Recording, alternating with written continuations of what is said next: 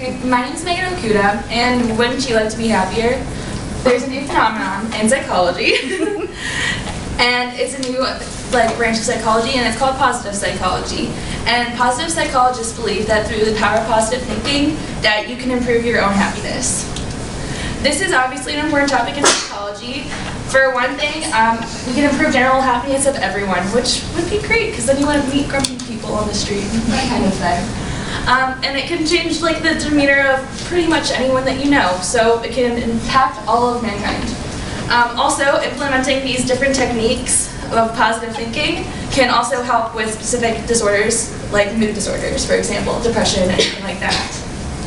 I've always believed in the power of positive thinking. I'm a pretty positive person, I think, so I was fully about this.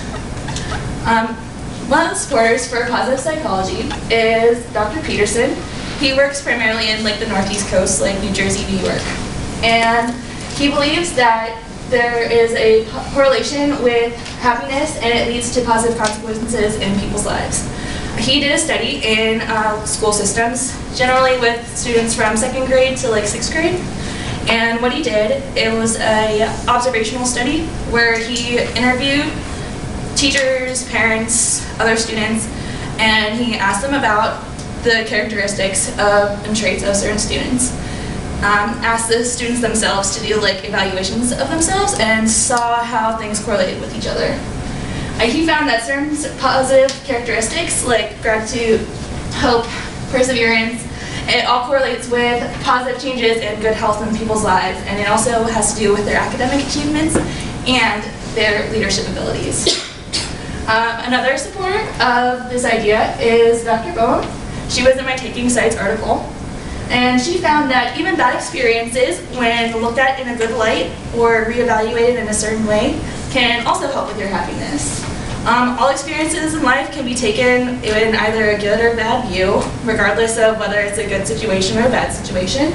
And just depending on how you look at it and how you evaluate it can really affect how your mood is.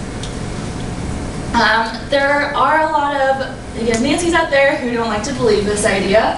One of them is Dr. Friedman, and he was using a lot of evidence from Aristotle, Marx, that kind of thing, argues that certain virtues, which is a focus in positive psychology, they don't really encompass all of human traits, which is also true.